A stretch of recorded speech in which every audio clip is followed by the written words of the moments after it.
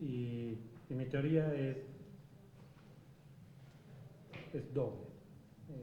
Mi teoría es que muchas veces el federalismo y la estructura federal de los países, Canadá, Estados Unidos, México, Brasil, Argentina, la mayoría de los ciudadanos de este continente vivimos en estados federales. Y muchas veces se usa el federalismo como escudo para eludir la responsabilidad en la violación a derechos humanos. Y que en última instancia, como mencionaba, el Estado federal es el que va a responder internacionalmente. El Estado es el responsable. Nosotros no queremos, y también digo que hay una tendencia desde el derecho internacional de los derechos humanos que muchas veces es a centralizar y a federalizar. Y digo que muchas veces en muchos países no necesariamente el Estado federal está en mejores o mayores capacidades para resolver temas de violaciones a derechos humanos. Lo que nosotros apreciamos en el caso mexicano es que los estados hoy no tienen la capacidad para responder a las desapariciones forzadas. Y por eso insistimos tanto en un rol de liderazgo claro de la federación. ¿Cómo se traduce? Yo no soy experto en derecho federal mexicano, ni lo pretendo ser, ni voy a ser tan arrogante. Lo que sí creemos es que la federación y el proyecto de ley debe establecer de manera mucho más clara el rol central de la federación.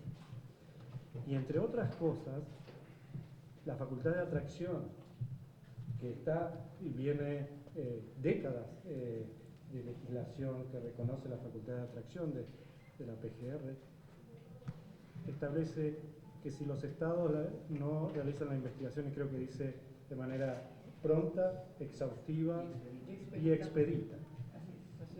Pues yo diría que como mínimo, en lugar de li, deberían decir o. Entonces, que los criterios sean no cumulativos, sino cualquiera de los tres elementos presentes. Esto abriría una puerta mayor para un rol de liderazgo aún mayor y dar pautas más claras de cuándo va a traer la PGR. Esto es lo mínimo que yo creo que en este punto sobre la atracción debería reflejarse. Coincidimos que sin perder esa calidad. Por favor, gracias. Muchas gracias. Y coincidimos, doctor, sin perder esa calidad de liderazgo. Creo que sí vale la pena la insistencia en que paralelamente, gradualmente, los estados vayan asumiendo el rango de responsabilidad que le corresponda. Ahora que la senadora de la Peña mencionaba que la ley general es la que nos ocupa en este momento, es obvio que de esa ley general surtirán o se desenvolverán tareas y facultades para estados y para la propia federación, porque va a alcanzar los dos niveles de gobierno. Entonces yo creo que con el tiempo tendrían que madurar en los estados estas tareas, pues para el equilibrio mínimo de responsabilidades y económicas, como usted lo decía también, financieras. Gracias, doctor. Por favor, doctor, habrá hoy día. Sí. Claro. Para completar, estoy totalmente de acuerdo que hay que fortalecer las capacidades locales, pero las capacidades locales no se pueden hacer, el proceso de fortalecimiento de las capacidades locales no se pueden hacer sobre las espaldas de las víctimas. Y no podemos pedirles a las víctimas que continúen esperando hasta que estén capacitados. Entonces, en esto coincidimos. Las preguntas, yo tengo un amigo que me dijo que se dedicó a los derechos humanos y no al derecho penal porque había que estudiar menos en derechos humanos. Yo creo que fue uno de los mejores consejos que escuché en mi vida.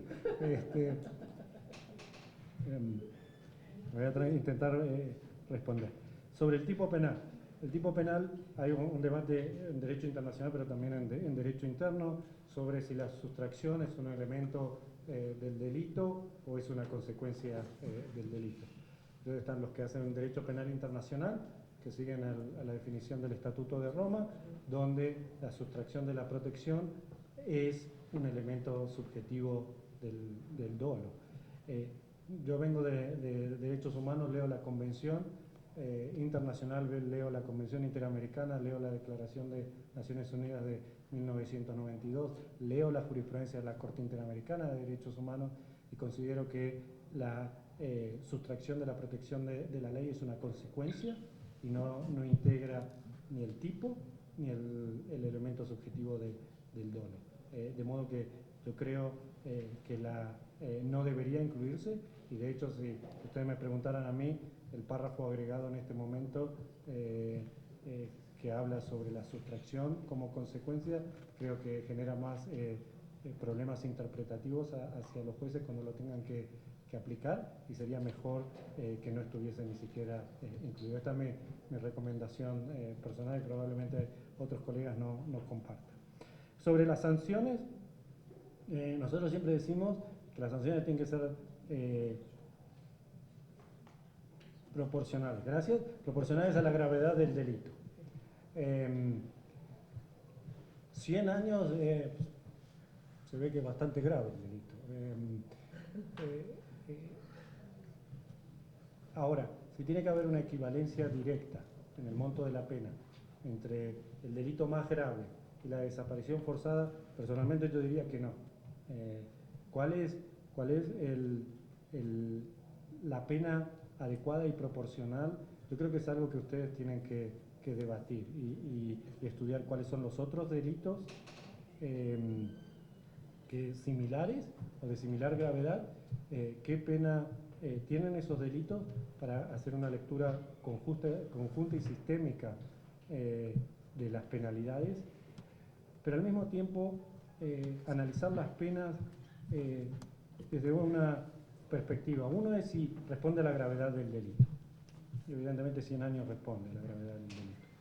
Pero otro es si por la cantidad de años, 100 años, si eso no va a producir un desincentivo para buscar la penalidad de la desaparición forzada y en lugar de imputar por desaparición forzada, imputar por algún delito menor. Y lo hemos visto en otros supuestos, por ejemplo, cuando se penaliza la discriminación. Nosotros hemos visto que si la penalidad es demasiado alta, se tiende a favorecer impunidad porque no se cree que es desproporcional. Entonces creo que es un debate muy importante que ustedes van a tener que tener para hacerla compatible con otros delitos de similar gravedad, pero al mismo tiempo que la penalidad sirva para demostrar el repudio legal y de política criminal hacia la desaparición forzada, pero al mismo tiempo que la experiencia que hemos tenido en otros países es que aumentar las penalidades no significa disminuir la impunidad. Y aquí, y por eso dije que uno de los objetivos y orientadores tiene que ser cuáles son las medidas efectivas para disminuir la impunidad. Y ahí